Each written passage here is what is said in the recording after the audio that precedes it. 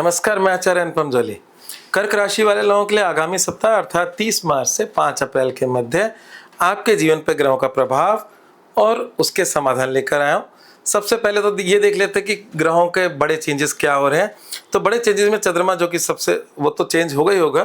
तो चंद्रमा सिंह राशि से वृश्चिक राशि तक जाएगा, जिसमें तुला राशि का चंद्रमा आपको थोड़ी बहुत चिंताएं परेशानियां दे सकता है। बाकी शेष चंद्रमा आपके लिए लाभकारी होगा।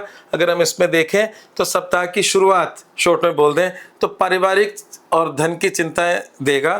उसके उपरांत आपका सामाजिक योगदान, नए पुराने मित्रों का मिलना, छोटी मोटी यात्राएं बनी रहेंगी। उसके उपरांत जैसे मैंने बोला कि तुला का चंद्रमा आपको मानसिक चिंताएं देगा, और उसके उपरांत आपका जो चंद्रमा है वो वृश्चिक में आएगा, जो कि सप्ताह अंत में आएगा, बिल्कुल लास्ट में। तो उसकी तो चर्चा अभी नहीं करते। तो मुख्य मैंने इस हफ्ते की गणित बोल दी। अब बात करते हैं इसके अंदर बाकी चीजेस क्या हो रहे हैं। एक है कि दुख के बादल धीरे धीरे छट रहे हैं। तो जो कर्क राशि के लिए पिछले लंबे समय से बुरी बातें बोली जा रही थी, क्योंकि उसके 8वें से बहुत सारे ग्रह गुजर रहे थे, एक एक करके निकलते जा रहे हैं। पहले सूर्य निकल गया। अब एक अच्छी बात होने वाली है, वो बहुत अच्छी बात होने वाली है कि 2 अप्रैल दोपहर 3:28 पे ये मंगल भी अष्टम से नवम में चले जाएंगे। तो जो मैंने कहा था कि दुख के बादल धीरे धीरे छट रहे हैं, हालांकि पूरी तरह नहीं हटे हैं, पर इतना एक बड़ा परिवर्तन मंगल का होने से बहुत कुछ अच्छा हो जाएगा। क्योंकि राहु तो यहाँ से बदलने वाला नहीं है, और बुध का यहाँ बैठने से कोई नुकसान होने वाला नहीं है। तो ये समझ लीजिए आखिरी बादल ही था दुख का, वो भी 2 तारीख दोपहर 3:28 पे निकल जाएगा। तो कर्क राशि वाले लोगों के लिए ये शुभ सूचना है। जो पिछले कुछ समय से एक नकारात्मकता चल रही थी, उसमें एक नई पॉजिटिविटी आ रही है। ठीक है, तो अब हम पहले देख लेते हैं कि हफ्ते के वो 2 दिन जो मैं बताता हूँ, तुला राशि का जो चंद्रमा है वो कौन से दिन है, क्या टाइमिंग्स है, क्या दिन की तारीख है, जिसमें आपको थोड़ा सा संभल कर उन दिनों को निकालना है। वो समय है 3 अप्रैल सुबह 6:29 से 5 अप्रैल शाम 5:23 तक। ये जो समय है, इस समय कोई मतलब बड़े कामों से थोड़ा सा परहेज करें। जो चलता आ रहा है उसको चलने दें। कोई बड़ा एक्सपेरिमेंट मत करें।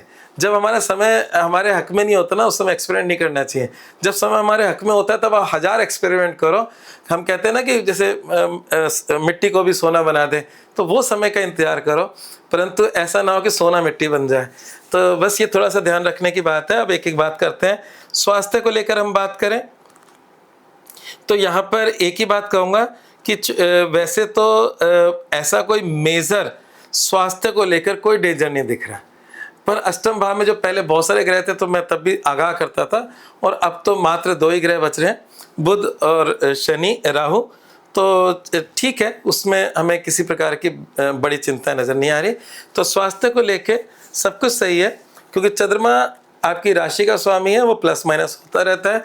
तो कर्क राशि वाले इमोशनल होते हैं, और इमोशनल का मतलब भावुक कह लो, जो अपने संबंधों को लेकर, बाकी रिश्तों नातों को लेकर, इन सब चीज़ों में बड़ा मानसिक रूप से उतार चढ़ाव उनके बना रहता है। तो शारीरिक परेशानी बहुत हद तक कभी कभी मानसिक होती है। तो इसलिए मानसिक रूप से स्वस्थ रहने के लिए क्या करना चाहिए, प्राणायाम और थोड़ा बहुत योगा एक्सरसाइज करनी चाहिए। उससे भी स्वस्थ शरीर में स्वस्थ मन का वास होता है। तो बस ये वाली बात है। मुख्य रूप से स्वास्थ्य की कोई बीमारी नहीं है, परंतु मैं आपको आगाह कर रहा हूँ इन जनरल फॉर एवर के लिए कि कर्क राशि वाले हो, आप लोग मेंटली थोड़े से भावुक होते हो, तो उस पर थोड़ा जितना कंट्रोल करोगे उतना आपके जीवन में पॉजिटिविटी बनी रहेगी। बात करते हैं करियर, व्यवसाय और नौकरी की। तो चूंकि पहले 8वें घर में बहुत सारे मतलब ग्रह गुजर रहे थे, तो मैं बोला करता था कि नौकरी पेशा के लिए समय अच्छा है, बिजनेसमैन के लिए अच्छा नहीं है।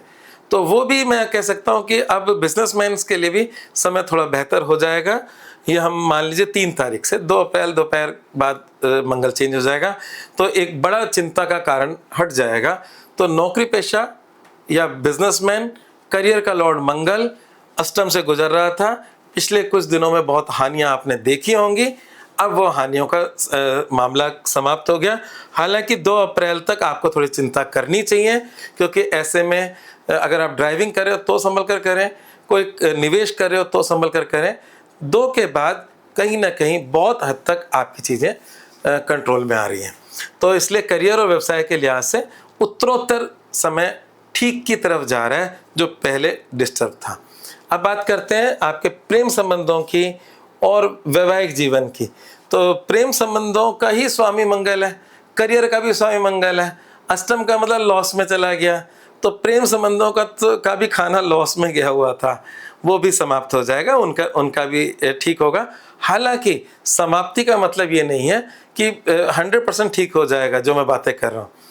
अच्छी बात है कि अष्टम से बाहर आ रहा है, पर अष्टम से बाहर आने के बाद सूर्य शनि और मंगल की युति बनेगी, तो उसमें थोड़ा सा संघर्ष बना रहेगा। तो अगर हम बात करें प्रेम संबंधों का, तो अभी अष्टम से निकलेगा तो हम कह सकते हैं कि एक कड़ी हम ऊपर आ गए परेशानियों की, उससे तो कम से कम बाहर निकले। अब मंगल शनि की युति थोड़ा बहुत संघर्ष देती है, तो कौन से रिश्ते में संघर्ष नहीं होता। तो आने वाले समय में थोड़े संघर्षों के साथ चीज़ें क्लियर होंगी लाइफ के अंदर, ठीक है। तो अब बात करते हैं वैवाहिक जीवन की। तो वैवाहिक जीवन भी मतलब कर्क राशि वाले लोगों के लिए तो बड़ा ही सुखद चल रहा था, क्योंकि शनि जो है उनकी भाग्य राशि से गुजर रहा है। पर अभी इस समय सूर्य के साथ अस्त है, और सूर्य के साथ अस्त है, तो अगर छोटी मोटी आपके वैवाहिक जीवन में समस्या आ रही हैं तो 17 अप्रैल तक थोड़ा धैर्य रख लेना। ये अस्तंगत 17 अप्रैल तक रहेगा, और 17 अप्रैल के बाद सूर्य और शनि में पर्याप्त दूरी हो जाएगी, तो आपकी चिंताएं भी कम हो जाएंगी। तो प्रेजेंट समय में ऐसा कोई वैवाहिक जीवन के अंदर कोई भूचाल तो नहीं, परंतु अस्त होने की वजह से छोटी मोटी दिक्कतों में आपका जीवन साथी के स्वास्थ्य को लेकर भी हो सकती हैं दिक्कतें, और व्यवहार को भी लेकर हो सकती हैं। तो व्यवहार और स्वास्थ्य को लेकर 17 अप्रैल तक छोटी मोटी समस्याएं रह सकती हैं, ठीक है, उसका आपको ध्यान रखना होगा। शिक्षा की हम बात करें तो शिक्षा में भी जो पहले मंगल के अष्टम होने की वजह से चीज़ें बिखरी हुई थी, बिगड़ी हुई थी, तो वो भी कुछ हद तक सुधर रही हैं। हालांकि जो हायर एजुकेशन है या रिसर्च बेस्ड शिक्षा है वो भी पहले ठीक ही थी, सिर्फ कॉलेज शिक्षा का मामला बिगड़ा हुआ था।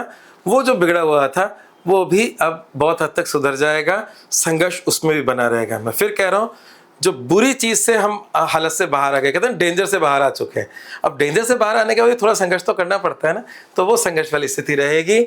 और समाधान और बाकी चीज़ों पर अगर आए, इस पूरे का कंक्लूड करते हुए, तो समाधान एक ही, इस मंगल को साध लो, सब कुछ सज जाएगा। और मंगल को साधने के लिए हनुमान जी हैं।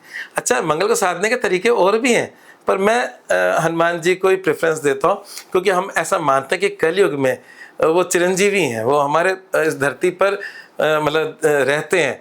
और जब भी हम सुंदरकांड या इस प्रकार के पाठ करते हैं तो उसको सुनने भी आते हैं। तो वो भगवान राम का जहाँ भी गुणगान होता है, हनुमान जी उसको अप्रिशिएट करते हैं और आशीर्वाद देते हैं। हाँ, थोड़ा सा और अगर कठिन बता दूं, अवतारों में बता दूं, तो नरसिंह जी की पूजा करना बहुत लाभकारी है मंगल के अंदर।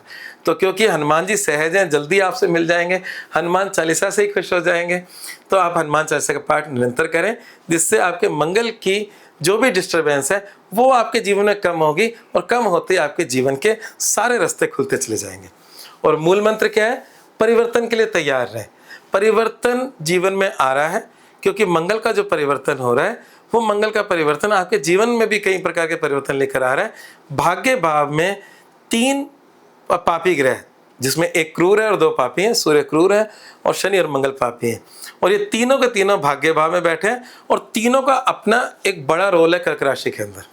जब कर्क राशि में तीनों का बड़ा रोल है, तो ऐसे में कोई बड़ा परिवर्तन हो रहा होता है, और परिवर्तन से पहले कुछ छोटे मोटे झटके भी लग रहे होते हैं। तो इसलिए समय परिवर्तनकारी है। अब ये अच्छा है बुरा है? निश्चित रूप से अच्छा है।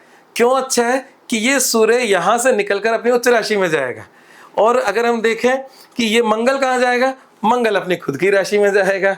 तो इसलिए अभी जो भी आपको टफ पोजीशंस दिख रही हैं, जिसको मैं संघर्ष शब्द बोल रहा हूँ, उस संघर्ष से जैसे कहते हैं ना, मतलब आप दही को मथते हो तो मक्खन निकलता है, मलाई वाले दही को, तो ऐसे ही, या उसको भी करते हैं तो घी निकलता है अगर गर्म करते हैं।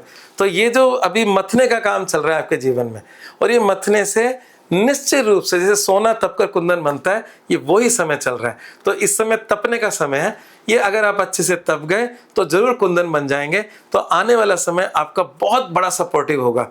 तो इसीलिए मैंने मूल मंत्र बोला कि परिवर्तन के लिए तैयार हैं। परिवर्तन के लिए चैलेंजेस आते हैं, तकलीफें आती हैं, उन तकलीफों से अगर आप लड़ लोगे तो आगे आप राज करेंगे। धन्यवाद।